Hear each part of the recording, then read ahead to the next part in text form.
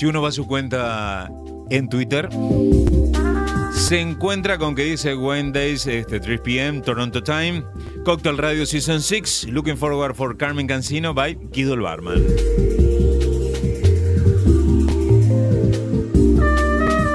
Esa publicación es de hace 7 horas. 7 horas. Un enigmático. Uno se despertó hoy a la mañana y dice, mirá lo que puse. Pero claro, después nos enteramos que hoy en Cocktail Radio, la famosísima actriz Carmen Cancino, una planta monocárpica, unas rodajas de limón persa, se juntan para crear uno de los cócteles más pedidos en el mundo. 4 de la tarde, 8 minutos. Cocktail Radio, 6ª temporada, con mi amigo Guido el Barman. Bueno, Alberto, amigos, oyentes, anunciantes, a todos, che, la verdad que sí, muy contento de estar acá y la verdad que espero que... Es que estamos, la gente de la producción vino porque hoy había unos tragos que, bueno, están en vivo, ¿no? Sí, Live. Sí. Y claro, tenía que terminar de batir y estamos sirviendo uno. Sí, muy bien. Qué lindo se ve, ¿eh? Se ve y bueno, está sonando también porque ya servimos uno y estamos terminando el segundo. Pero muy contentos, la verdad, que acá estar en los cuarteles centrales del Inside Bitug, ¿no? Sí, en los headquarters. Y es un placer esto de la coctelería en los oídos. Y bueno, sí, a veces uno se pone un poco... Como hoy es tan fácil encontrar en los buscadores la noticia, decimos, bueno, vamos a ver si cuando hacemos este segmento... Hoy le trajimos un trago que es muy sencillo y cuando develemos un poquito van a decir tanto lío para esto, pero les va a gustar cómo... Esto, no, así como hablamos digamos, de regalarle un MoMA para la madre, hacer un mojito Malibú y todo, preparar esa introducción, todo para preparar un cóctel.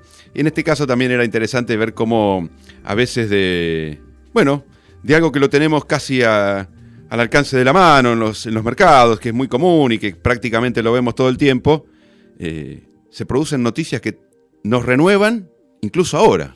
Sí, señor, porque hace pocos días, a principios de octubre, esta empresa solicitó su entrada a la Bolsa Mexicana de Valores. En un hecho, para mí, sorprendente, porque no lo teníamos. Ya vamos a decir de qué empresa se trata. Simplemente, cuando Guido la nombre, ustedes se van a dar cuenta. La mayor colección de estas botellas la tiene el estadounidense Luke Barton, con más de 2.000 botellas del destilado. En este enigmático que estamos haciendo, de este Cocktail Radio para este día miércoles, ¿de qué estamos hablando, Guido, hoy? Bueno, la verdad, Alberto, amigos, a todos. A mí me gustaría arrancar ya en el 1795, porque uno cuando habla de José Antonio de Cuervo, ¿no? Y ya empezar a relacionar el apellido final. Estamos hablando del tequila, ¿no? Y este tequila tan importante al paladar, pero aparte tan conocido por el público, ¿no? Porque el tequila José Cuervo, de hecho, prácticamente lo han visto en publicidades, quien no lo ha tomado, y tiene esa sensación y ese dejo en el marketing que lo hace prácticamente el tequila más vendido en el mundo. ¿Y qué hacemos? Bueno, claro, uno dice Carmen Cancino.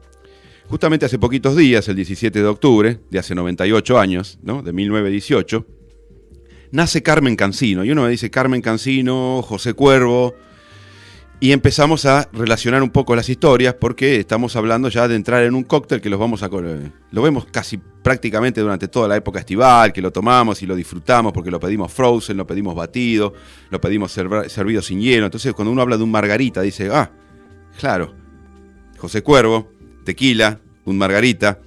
¿Y qué tiene que ver Carmen Cancino? Porque yo les digo, claro, esta chica nacida en 1918, hija de Eduardo Cancino, un gran bailarín español, que incluso bailó el bolero para España, era impresionante las técnicas que tenía ya desde chiquito, le empezó a incursionar a ella en el tema de la danza.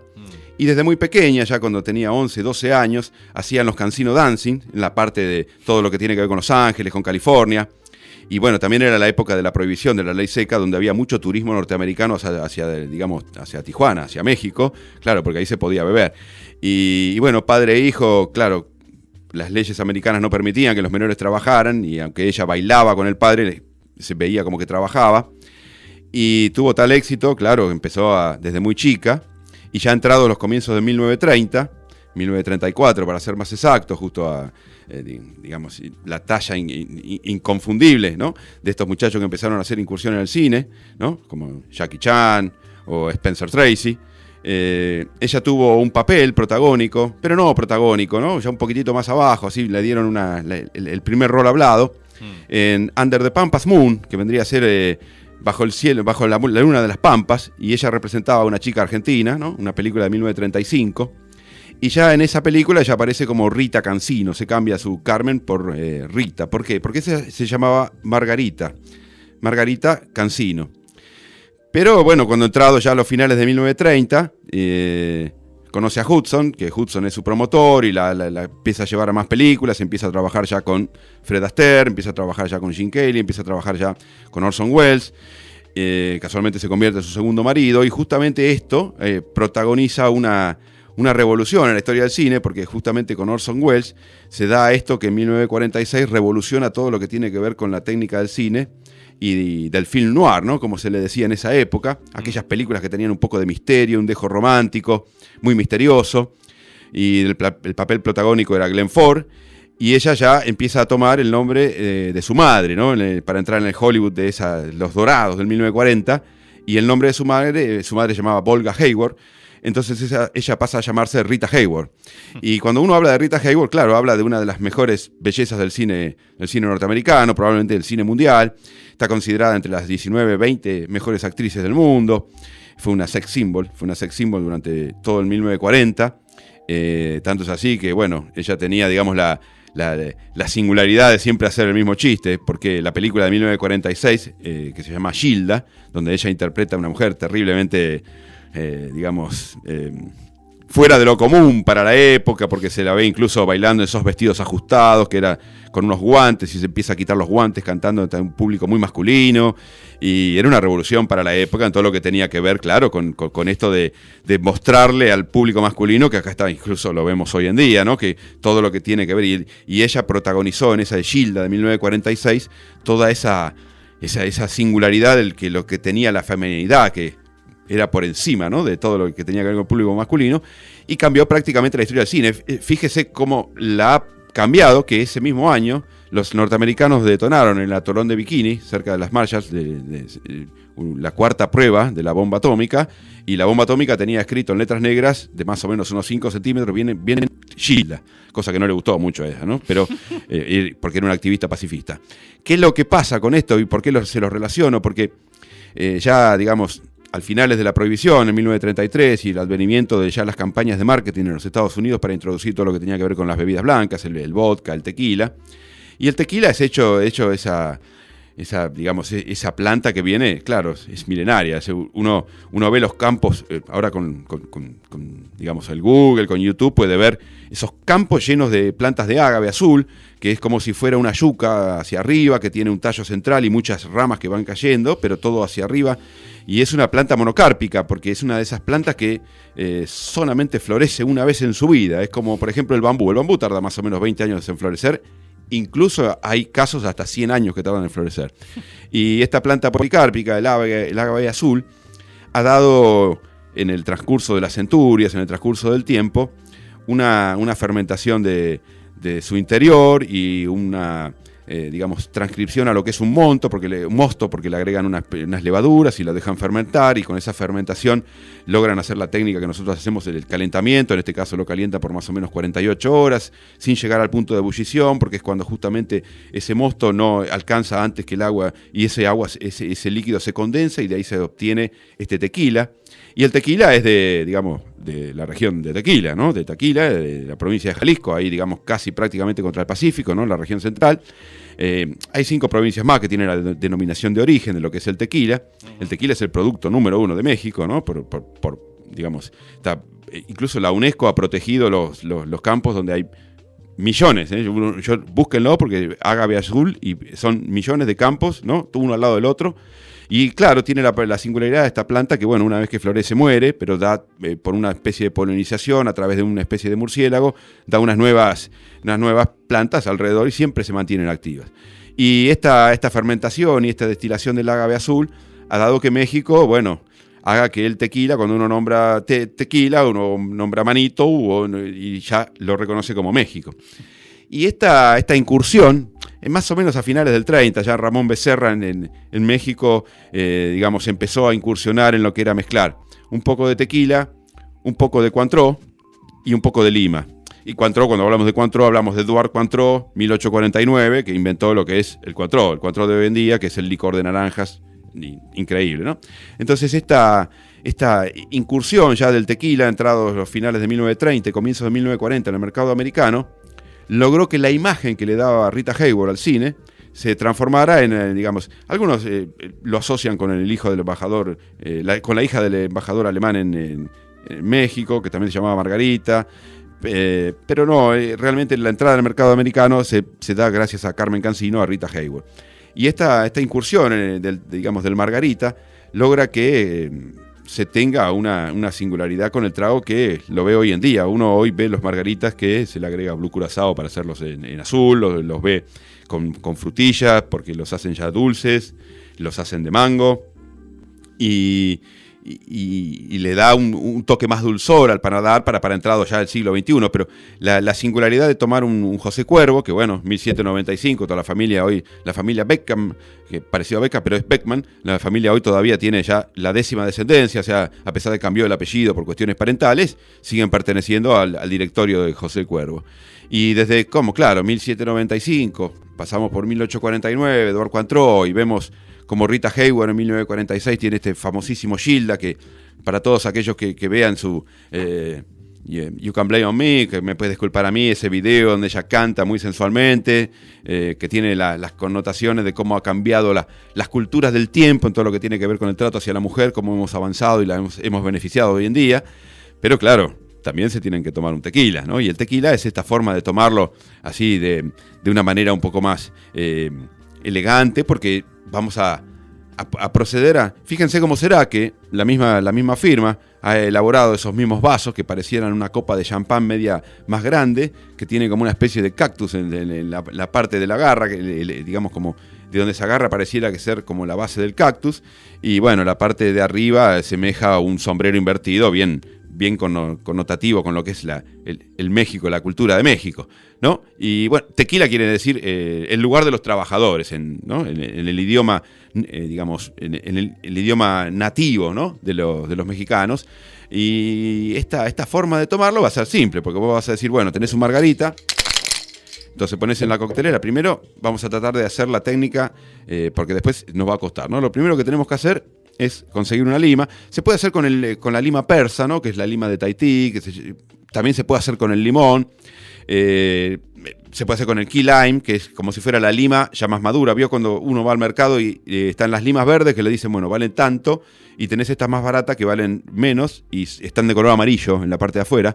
Sirven también, pero se le llama el key lime, pero lo mejor es hacerlo con la lima de persa, que es esa lima que uno la ve bien redonda, prácticamente entre 4, 5, 6 centímetros, y que cuando la hacemos en rodajas salta ese aceite, ese olorcito bien característico de la lima. Son especiales para hacer el margarita.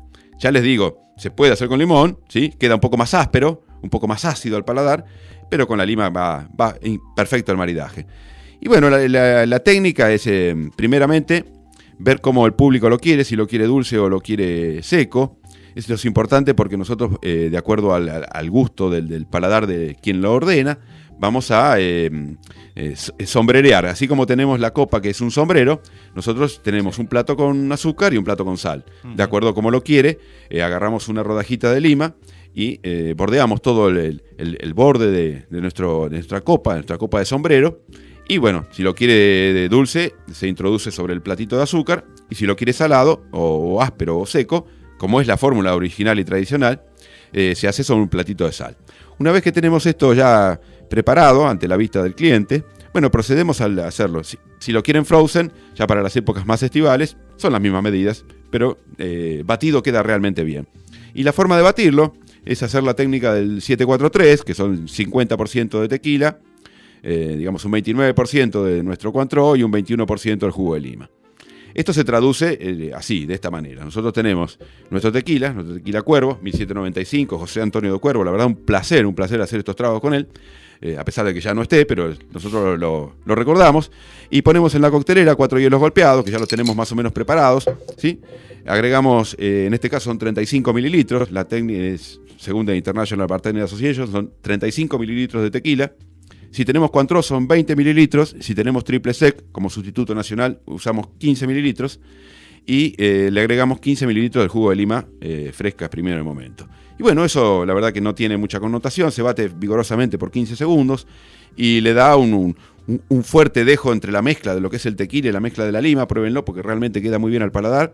Y la recomendación es que lo hagan con sal, porque la combinación, así como uno está acostumbrado a tomarse esos chupitos que toman el poquito de sal al principio, el chupito y el limón al final, yo les recomiendo que sí varillen, sombreren el vaso, la copa del vaso con un poquito de sal y lo degusten en esta época que viene el calorcito, porque es interesante ver cómo se combinan el jugo de lima, la sal y el tequila. Entonces, como a veces pasa que uno dice, como de 1918, 98 años, Carmen Cansino, que terminó siendo Rita Hayworth, una bomba sexy del cine, y cómo eso se transformó con la cultura, ¿no? En un trago que hoy, entrado ya varios años del siglo XXI, 2016, permite que uno sea uno de los cócteles más pedidos y más tomados. Un margarita cóctel, y no se olviden de probarlo con un poquitito de sal, ¿sí? 35, 20 de Cointreau y 15 de lima.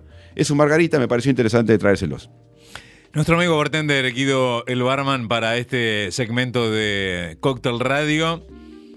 Mirá las casualidades, Guido, del trago, que estamos hablando de México. ¿Qué tal está? ¿Está bien? Impresionante, por eso le digo que lo prueben con un poquito de sal, porque la verdad que sí. Y tengo otro en la coctelera para servirlo de la parte dulce. Muy bien. Así que los que están llegando a las 5 de la tarde, que se apuren porque...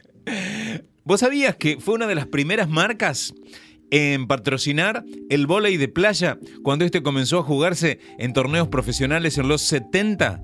José Cuervo con su tequila fue uno de los primeros, de las primeras marcas en patrocinar el vóley de playa. Y usted sabe bien que el chef Cristian Ponce de León es jugador de el vóley de playa, ¿no? De beach volley. Bueno, la verdad que es un placer tener hoy la confirmación de todas estas noticias. Y también quería dejarlo algo agregado que va, digamos, contra el espíritu de lo que es Cóctel Radio, ¿no? Porque Cóctel Radio lo que trata de transmitir en la coctelería a los oídos, siempre de disfrutar de un cóctel y con moderación. Les digo esto porque Rita Hayworth, de pasar de ser una bomba sexy, la verdad que fue el primer caso público de la enfermedad de Alzheimer, producto de su alcoholismo. Uh-huh. Ella ya prácticamente en las últimas películas, entrado el 50, prácticamente las escenas eran una a una. No podía recordar sus libretos y eso fue producto de haber tomado demasiado. Uh-huh. Lo que por eso le digo va en contra del espíritu de esto, que es Cóctel Radio, que a veces nosotros decimos un buen cóctel hecho de una manera prudente y con el contenido justo. La verdad que ayuda un poquito al organismo y tratar de hacerlo con moderación. Así que bueno, me pareció interesante, espero que la pasen bien, que tengan una buena semana. No se olviden que esto es el Margarita, ¿no? Así que bueno, muy buena semana, che. Chau. Escúchanos donde quieras. Inside Bituk está en TuneIn. Escúchanos donde quieras.